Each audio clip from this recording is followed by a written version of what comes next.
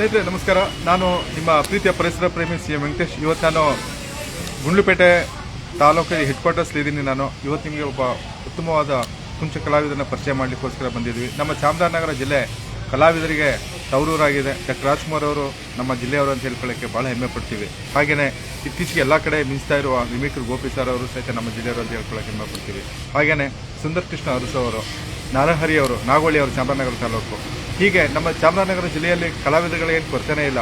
ಅಂಥದ್ರಲ್ಲಿ ವಿಶೇಷವಾಗಿ ರಾಷ್ಟ್ರ ಮಟ್ಟದಲ್ಲಿ ಗುರುತು ಆಗಬೇಕಾಗಿರ್ತಕ್ಕಂಥ ನಮ್ಮ ಗುಂಡ್ಲುಪೇಟೆಯ ಹೆಮ್ಮೆಯ ಒಬ್ಬರು ಕುಂಚ ಕಲಾವಿದರನ್ನ ನಿಮಗೆ ಪರಿಚಯ ಮಾಡಿಕೊಡ್ತೀನಿ, ಬನ್ನಿ.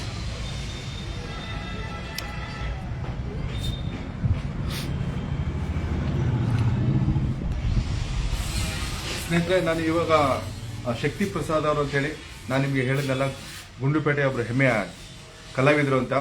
ಸೊ ಅವ್ರು ಬರೆದಿರ್ತಕ್ಕಂಥ ಚಿತ್ರಗಳನ್ನು ನಿಮಗೆ ತೋರಿಸ್ಲಿಕ್ಕೆ ಬಂದಿದ್ದೀನಿ. ನೋಡಿ, ಇಲ್ಲಿ ಚಾಮರಾಜನಗರ ಜಿಲ್ಲೆ ಈ ಗುಂಡ್ಲುಪೇಟೆ ಟೌನ್ನಲ್ಲಿ ಇರ್ತಕ್ಕಂಥ ಈ ಒಂದು ಪೇಂಟಿಂಗ್ಸ್ ಅವರ ಒಂದು ಮನೆಯಲ್ಲಿ ಮಾಡ್ಕೊಂಡಿದ್ದಾರೆ. ನೋಡಿ, ಇದೆಲ್ಲ ಅವರ ಕುಂಚದಿಂದ ಬಿಡಿಸಿರ್ತಕ್ಕಂಥ ಒಂದು ಚಿತ್ರಕಲೆಗಳು. ನೋಡಿ, ಎಷ್ಟು ದೊಡ್ಡದಾಗಿದೆ ಪೇಂಟಿಂಗ್ಸ್, ನೋಡ್ತಾ ಇದ್ದೀರಲ್ಲ. ಮೋಸ್ಟ್ ಆಫ್ ಆಲ್ ಇದು 5x6 ಇರ್ಬೋದು ಅಂತ ಅನ್ಕೋತೀನಿ. 5 ಅಡಿ ಎತ್ತರ, 6 ಅಡಿ ಅಗಲ ಇರ್ಬೋದು ಅಂತ ಅನ್ಕೋತೀನಿ. ಸೊ ಹಾಗೆ ಇಲ್ಲಿ ಅತ್ಯಂತ ದೊಡ್ಡದಾಗಿರ್ತಕ್ಕಂಥದ್ದು ನೋಡಿ,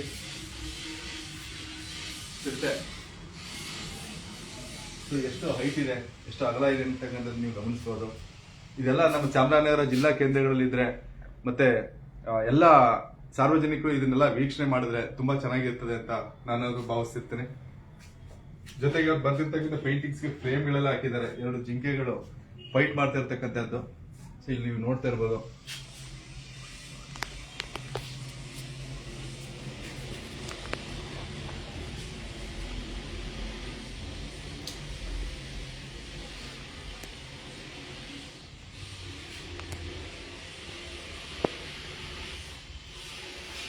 ಇದೆಲ್ಲ ಬರೆದಿರ್ತಕ್ಕಂಥದ್ದು ಶಕ್ತಿ ಪ್ರಸಾದ್ ಅಂತ ಅವ್ರ ಹೆಸರು.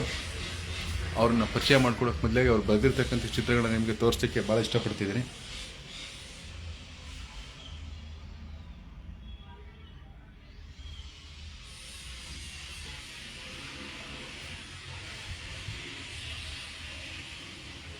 ನೋಡಿ, ಸೈಲೆಂಟಾಗಿ ಇಲ್ಲೊಂದು ಬರೆದಿಟ್ಬಿಟ್ಟಿದ್ದಾರೆ, ಫ್ರೇಮ್ ಹಾಕಿ ಯಾರಿಗೋ ಕೊಡಲಿಕ್ಕೆ ಅಂತ.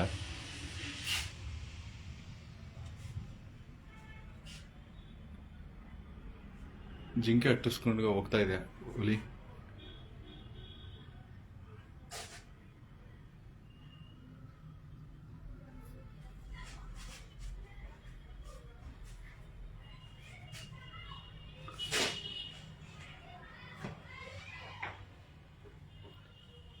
ಶಾಕುಂತಲೆ ದುಷ್ಯಂತ.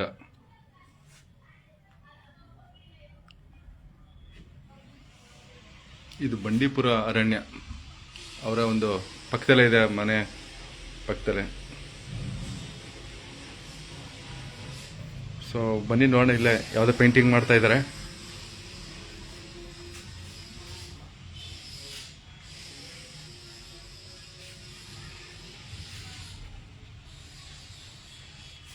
ಶಕ್ತಿ ಪ್ರಸಾದ್ ಸರ್, ನಮಸ್ಕಾರ. ನಮಸ್ತೆ ಸರ್, ಹೇಗಿದ್ದಾರೆ sir? Fine sir. Fine sir. ಯಾವ್ದು ಪೇಂಟಿಂಗ್ ಹೊಸದಾಗಿ ಬಿಡಿಸ್ತಾ ಇದ್ರೆ ಅನ್ಸುತ್ತೆ. ನನಗೂ ಕ್ಯೂರಿಯಾಸಿಟಿ ಸರ್, ನೋಡ್ತೀನಿ ಯಾವ ಚಿತ್ರ ಬರೀತಾ ಇದ್ದಾರೆ ಅಂತ. ಓಹೋ, ತಾಯಿ ಮತ್ತು ಮಗು ಜಿಂಕೆ ಏನ್ ಸರ್, ಕರೆಕ್ಟ್ ಅಲ್ವಾ? ಎಷ್ಟು ದಿನ ಆಯ್ತು ಶುರು ಮಾಡಿ ಬರೆಯಕ್ಕಿದು? ಒಂದ್ ತಿಂಗಳಾಯ್ತು. ದಿನಕ್ಕೊಂದು ಅರ್ಧ ಗಂಟೆ ಅಥವಾ 1 ಅವರ್ ಮಾಡ್ತೀನಿ ಅಷ್ಟೇ. ಓಕೆ, ಮೂಡ್ ಬಂದಂಗೆ. Okay, fine sir. ನಿಮ್ಮನ್ನು ಮಾತಾಡಿಸ್ಬೇಕು ಅನ್ಕೊಂಡು ಸರ್, ನಿಮ್ಮ ಬಗ್ಗೆ ಒಂದಷ್ಟು ವಿಷಯ ತಿಳ್ಕೊಬೇಕು ಅಂತ ಬಂದಿದ್ದೀನಿ ಸರ್. ಬನ್ನಿ ಸಿ, ಈಚೆ ಹೋಗೋಣ ಇಲ್ಲಿಗೆ. ಪ್ಲೀಸ್.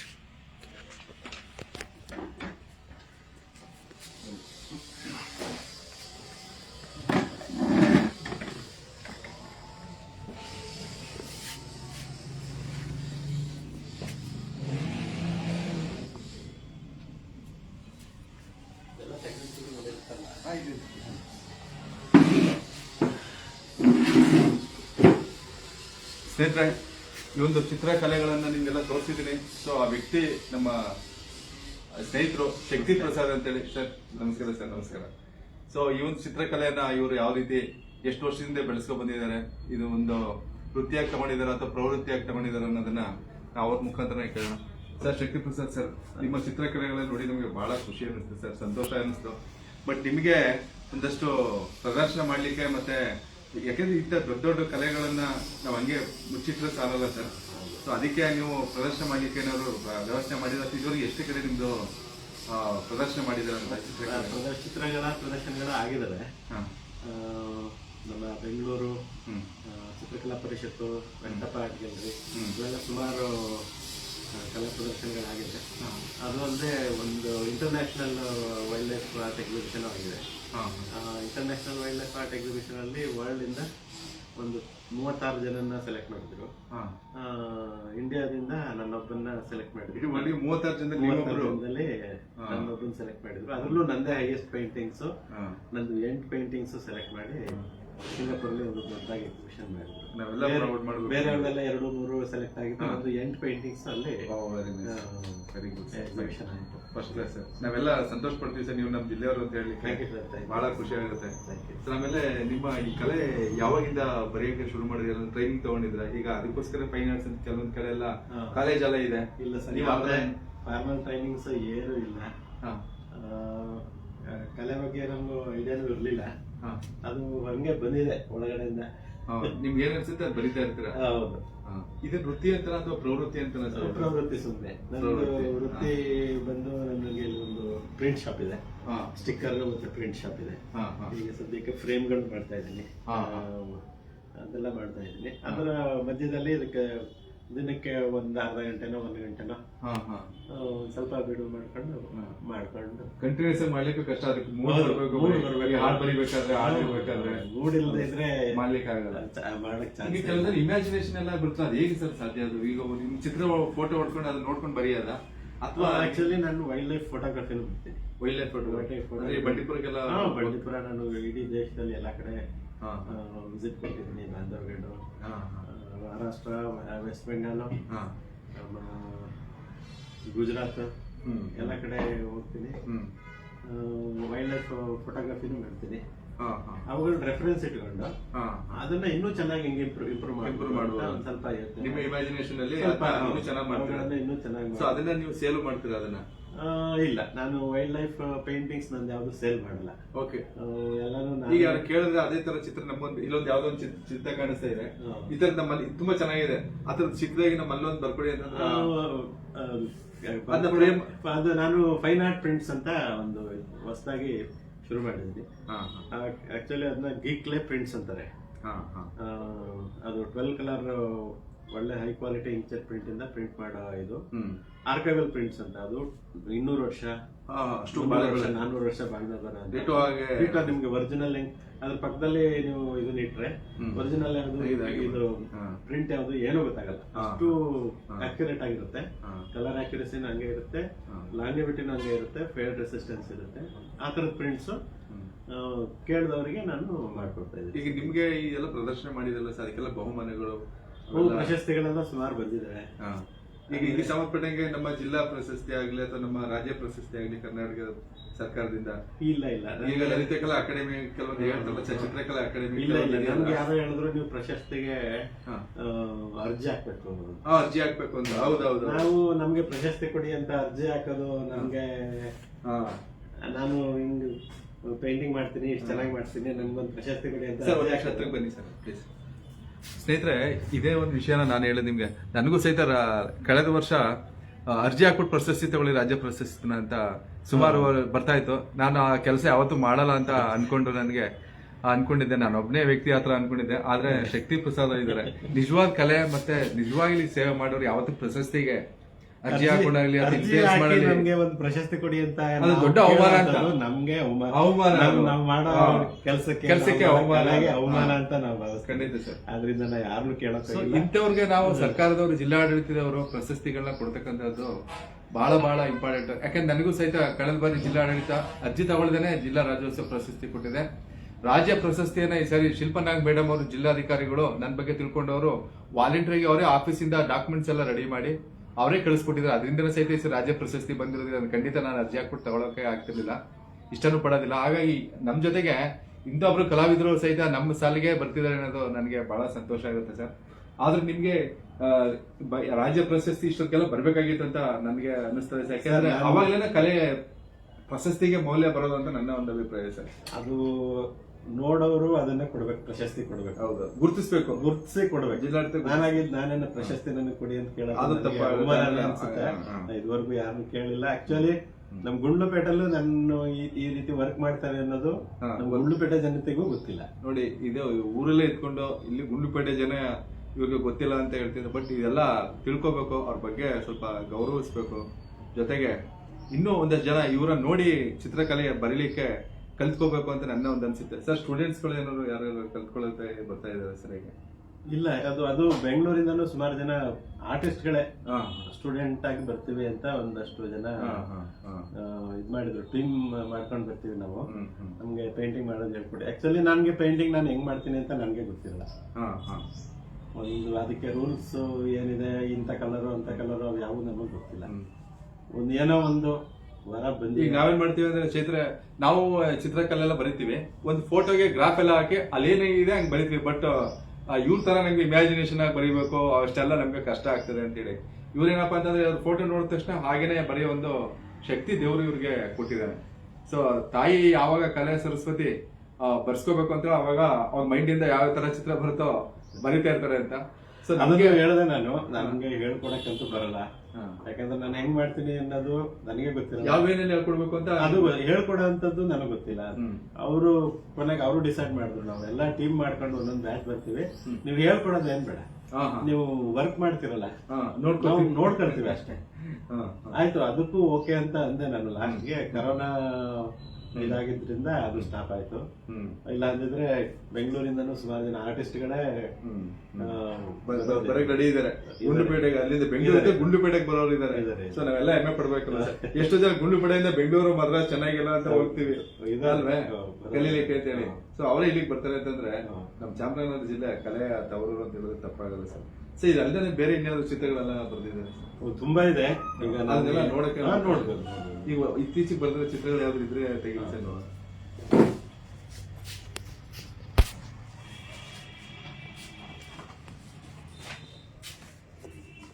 ಇಲ್ಲಿಗೆ ಜಾಗದ ಅಭಾವ ಇರೋದ್ರಿಂದ ನಾನು ಏನ್ ಮಾಡ್ತಿದ್ದೀನಿ ಅಂದ್ರೆ ಎಲ್ಲ ಈಗ ಯಾವ್ದು ಫ್ರೇಮ್ ಮಾಡ್ತಾ ಇಲ್ಲ. ಕೊಕ್ಕರೆ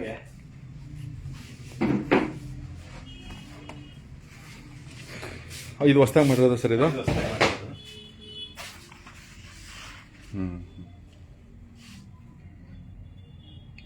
ಇದು ಆಯಿಲ್ ಪೇಂಟ್ ಏನ್ ಸರ್? Oil colour. ಇದು ಆಯಿಲ್ ಕಲರ್ ಎಲ್ಲ ಆಯಿಲ್ ಅಂಡ್ ಕ್ಯಾನ್ವಾಸ್.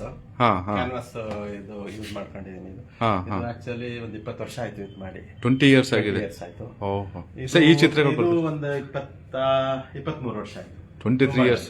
ಅವಾಗಲೇ ನಂಗೆ ಇನ್ನು ಹೆಂಗ್ ಬರಿಬಹುದು ಸರ್? ತುಂಬಾ ಹಳೆದಿದು. ಇದು ಈ ರೀಸೆಂಟ್ ಆಗಿ ಮುಗಿದಿರೋಂಥದ್ದು ಇದು.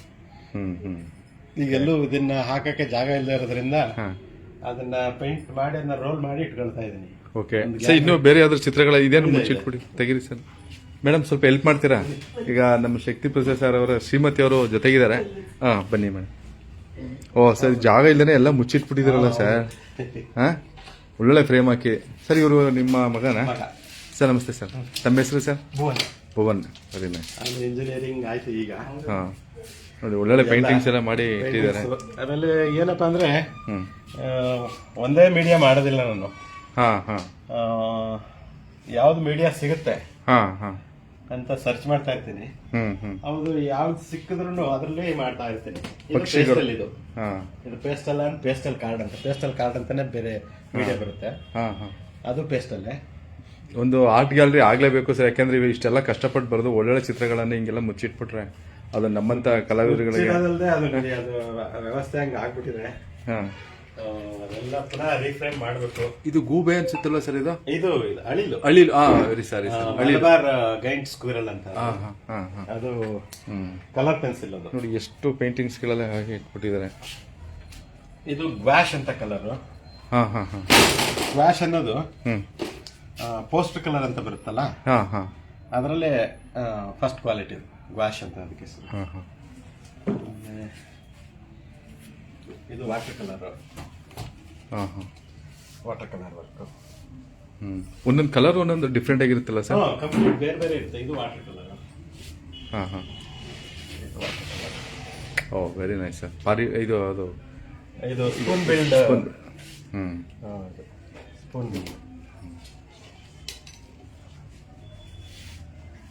ಮೇಡಮ್ ನಮಸ್ಕಾರ ಮೇಡಮ್. ನಮಸ್ತೆ ಸರ್. ತಮ್ಮ ಮೇಡಮ್ ಅವ್ರ ಹೆಸರು? ಸೌಮ್ಯ ಅಂತ. ಸೌಮ್ಯ ಅಂತ. ನಿಮ್ಮ ಜೊತೆಗೆ ಯಾವಾಗಲೂ ಇದಕ್ಕೆ ಲಾಸ್ಟ್ ಟೈಮ್ ಬಂದಿದ್ದು ಜೊತೆಗೆ ಇದ್ರು ಅವಾಗ ಪ್ರದರ್ಶನ ಮಾಡಿ. ಇದು ನೋಡಿ ಪೆನ್ಸಿಲ್ ವರ್ಕ್. ಹಾಂ ಪೆನ್ಸಿಲಲ್ಲಿ ಮಾಡಿರುತ್ತೆ. Pencil work very fine sir. ಯಾವುದೋ ಒಂದು ಕೋಳಿ ಬೇರೆ ಬರೆದ್ಬಿಟ್ಟಿದಾರಲ್ಲ ಸರ್. ಓಹೋ ಇದು ನೋಡಿ, ಇದು ಪೆನ್ಸಿಲ್ ವರ್ಕ್ ಇದು. ಹಾಂ ವೆರಿ ನೈಸ್. ಕೋಳಿ ಕೂಗ್ತಾ ಇದೆ.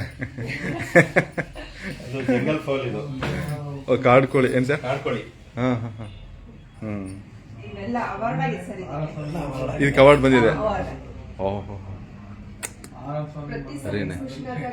ಹಾಂ ಪ್ರತಿ ಸರಿ ಬರ್ತದೆ. ಹಾಂ ಓ ಇಲ್ಲಿ ನೋಡಿ ಸರ್ ಚೆನ್ನಾಗಿದೆ. ಇದು ಹುಲಿ ಬರ್ತಿರೋದು. ಹಾಂ ಟೈಗರ್. ಒಬ್ಬ ಇತ್ತೀಚೆಗಂತೂ ಹುಲಿಗಳ ಊರಿಗೆ ಬಂದ್ಬಿಡ್ತಾ ಇದೆ. ಇದಕ್ಕೆ ಜೀವ ಇಲ್ಲ ಸದ್ಯ. ಅಯ್ಯೋ ನೋಡಿ ಹುಲಿ ಬಾಯಿ ಅನ್ಕೊಂಡಿರೋದು ಎಷ್ಟು ಚೆನ್ನಾಗಿ ಬರ್ದಿದ್ದಾನೆ.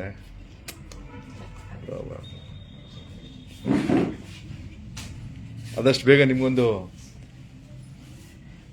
ಗ್ಯಾಲರಿ ಆಗ್ಬೇಕು ಸರ್. ಟೈಗರ್ದು ಸುಮಾರು ಚಿತ್ರಗಳಿದೆ.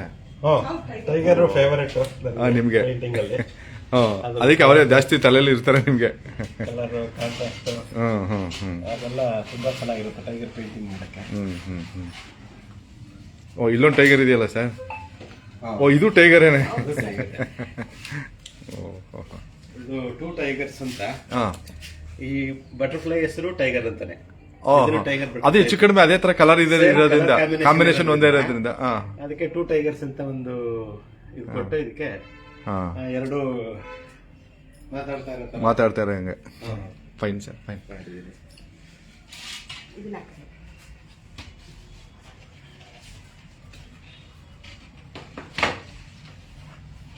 ಅದು ಪೇಸ್ಟ್ ಅಲ್ಲ.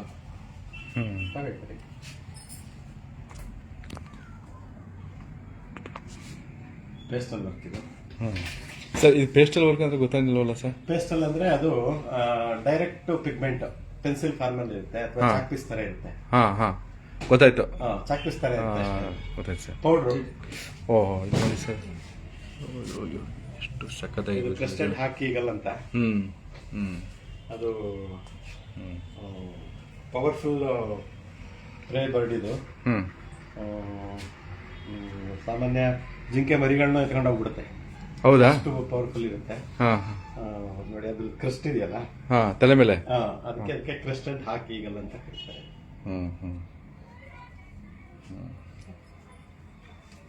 ಸರ್ ಇಷ್ಟೆಲ್ಲ ಪೇಂಟಿಂಗ್ಸ್ ಇದೆಯಲ್ಲ, ಇದನ್ನೆಲ್ಲ ಸೇವ್ ಮಾಡೋದು ಹೆಂಗೆ ಸರ್? ಎಲ್ಲರೂ ಇದು ಮಾಡಿದ್ದೀರಾ?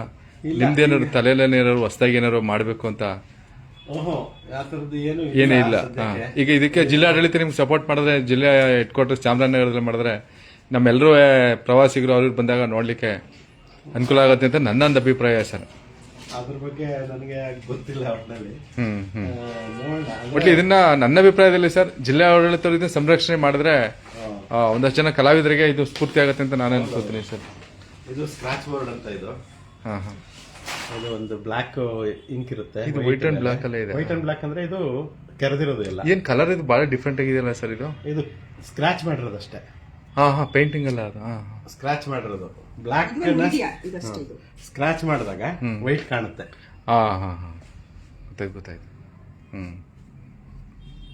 ಅದೇ ಏನಪ್ಪಾ ಅಂದ್ರೆ ಎಲ್ಲಾ ಮೀಡಿಯಾನು ಯೂಸ್ ಮಾಡ್ಕೊಂಡು ಮಾಡ್ತೀನಿ. Colour pencil, charcoal, pastel, oil colour, acrylic, water colour, flash. So ಇದು ಪ್ರವೃತ್ತಿಗಾದ್ರೆ ನಿಮ್ದು ವೃತ್ತಿಗೆ ಏನ್ ಮಾಡ್ಕೊಂಡಿದ್ದೀರಿ? ನಂದೊಂದು ಪ್ರಿಂಟ್ ಶಾಪ್ ಇದೆ. ಹೆಸರೇನು ಇಟ್ಟಿದ್ದೀರಿ ಸರ್? ಬಾಬಾ ಆರ್ಟ್ಸ್ ಅಂತ ನಮ್ದು. ಗುಂಡ್ಲುಪೇಟೆಯಲ್ಲಿ ಬಾಬಾ ಆರ್ಟ್ಸ್ ಅಂತ ತುಂಬಾ ಫೇಮಸ್, ಗೊತ್ತಾಗಿರುತ್ತೆ. ಸ್ಟಿಕರ್ಸ್, ಕಟಿಂಗ್ಸ್ ಶಾಪ್ ಇದೆ, ಪ್ರಿಂಟ್ ಶಾಪ್ ಇದೆ. ಈ ನೇಮ್ ಬೋರ್ಡ್ ಏನು ಬರೀತೀರಾ? ಬರಿತಾ ಇದ್ವಿ. ಈಗ ಅದ್ರಲ್ಲಿ ಬರೀತಲ್ಲ, ಕಾಲಕ್ಕೆ ತಕ್ಕಂತೆ ಈಗ ಚೇಂಜ್ ಆಗ್ಲೇಬೇಕಲ್ಲ ಸರ್ ಅಂತ. ಸ್ಟಿಕರ್ ಕಟಿಂಗ್, ಅದೇ ಪ್ರಿಂಟ್ ಹೇಳಿದ್ನಲ್ಲ, ಫೈನ್ ಆರ್ಟ್ ಪ್ರಿಂಟ್ಸ್, ಅದನ್ನ ಮಾಡ್ತಾ ಇದ್ದೀನಿ ಸರ್. ಬಹಳ ಖುಷಿ ಆಯ್ತು ನಿಮ್ ಮೀಟ್ ಮಾಡಿ ಸರ್.